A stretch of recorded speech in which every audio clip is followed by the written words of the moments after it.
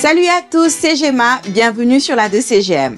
Nouveau voyage aux Antilles, nouvelle escale en Jamaïque. On s'intéresse aujourd'hui à leur façon de faire du poulet mariné ultra épicé, jerk chicken. C'est parti!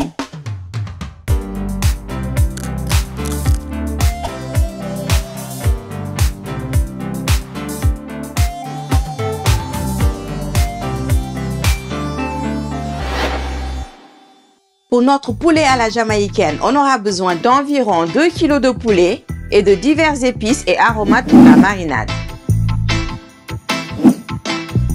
Tout est détaillé dans la description comme d'habitude. N'oubliez pas de liker la vidéo si vous aimez notre style et abonnez-vous pour ne rien louper. Les 5000 abonnés sont bientôt là, vous êtes des ouf! Pas de jerk chicken sans marinade.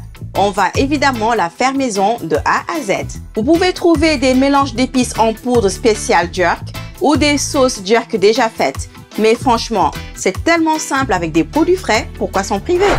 J'ai sorti mon blender. J'envoie 3 branches de thym, 2 oignons que je prédécoupe grossièrement, 6 gousses d'ail, un piment entier. Ça, c'est pour être authentique. Ça pique de ouf à Kingston. Sinon, vous avez toujours l'option piment végétarien si vous êtes fragile de la bouche.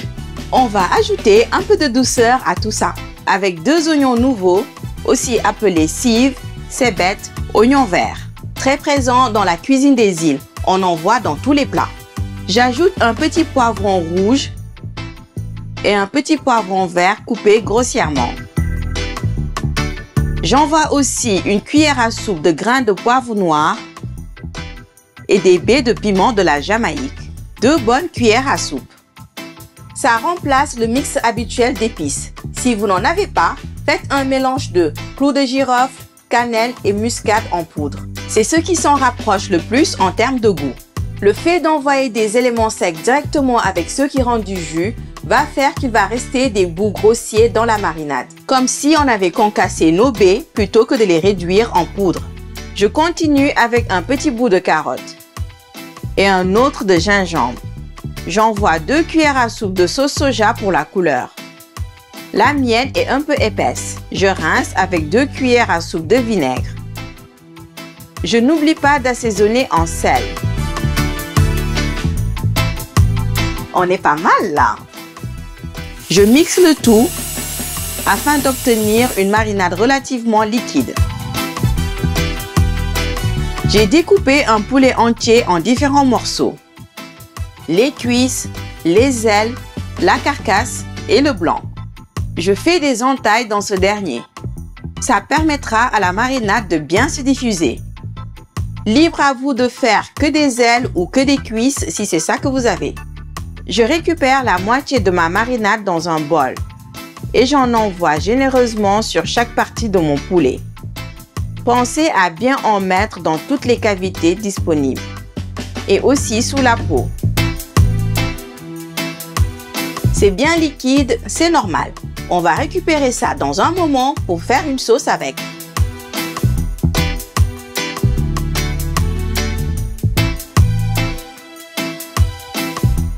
Je masse bien le résultat. On n'a pas fait cette marinade de folie pour ne pas en tirer le maximum de goût. Bon ben comme d'hab, si vous êtes pressé, attendez au moins 1 heure. Mais le mieux c'est d'oublier ce saladier dans un coin pendant au moins 24 heures. Pour ma part, vu comme il fait froid, je vais le filmer et le laisser à la fenêtre. Nous revoilà 36 heures plus tard. On ne pouvait pas s'empêcher. On pourrait croire que c'est fou, mais il suffit de se dire que vous prévoyez votre jerk chicken pour demain et que vous le préparez à l'avance. Ça ne prend finalement pas plus de temps de le faire cuire direct ou de le faire le lendemain. Voilà le résultat 1 jour et demi plus tard. Ça a rendu pas mal de jus, c'est normal. Si comme nous vous laissez mariner longtemps, pensez à mélanger toutes les 12 heures au minimum pour diffuser les arômes de façon uniforme. Je rectifie en sel et je remélange une dernière fois. La cuisson du jerk chicken se fait traditionnellement au barbecue sur de gros tonneaux qui ressemblent à ça. Les gars cuisent ça à la chaîne et vous pouvez acheter du poulet épicé directement dans la rue. Je ne vous raconte pas l'ambiance. Ça va être un peu compliqué de mettre ça en œuvre aujourd'hui. Du coup, on vous montre comment faire ça à la maison au four. Je préchauffe le mien à 190 degrés. Je dispose mes bouts de poulet dans une lèche frite ou dans un plat assez grand. Je rince le saladier avec un fond de verre d'eau pour bien récupérer la précieuse marinade. J'enfourne pour 20 à 30 minutes pour cuire la première face. On va se régaler! Pendant ce temps, on va se faire une sauce jerk avec le reste de la marinade. J'envoie tout ça dans une casserole.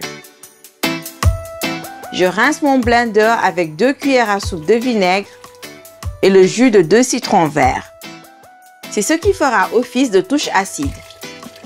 Vous pouvez mettre soit l'un, soit l'autre, soit les deux. Je mélange bien et je mets ma casserole à chauffer. J'y ajoute 3 cuillères à soupe de sucre roux pour la touche sucrée. Cette sauce s'apparente à une sorte de ketchup épicé aigre doux. J'envoie un petit peu d'eau et je laisse réduire tranquillement. On va manger notre jerk chicken avec du rice and peas, le fameux riz jamaïcain qu'on vous a présenté la semaine dernière. Du coup, je suis en train d'en préparer une marmite sur le côté.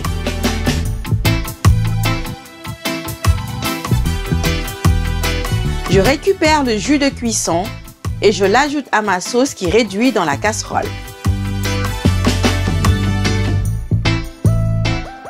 Mon poulet a une jolie couleur. Je retourne les bouts pour cuire la deuxième face. Il ne me reste plus qu'à attendre que mon poulet soit bien cuit et que ma sauce est bien épaissie.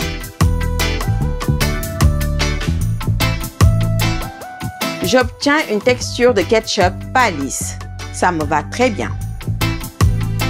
J'arrose mon poulet avec la marinade qui reste dans le plat.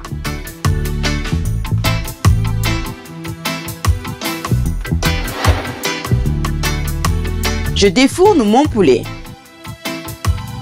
Ça sent trop bon cette histoire. Et voilà, un jerk chicken comme à Kingston, mais version cuite au four. Soit vous le dégustez en mode street food directement à la main,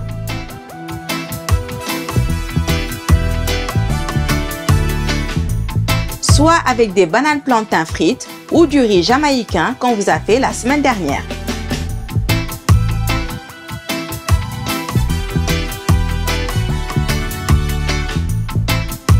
Ce combo est déjà un nouveau classique à la maison.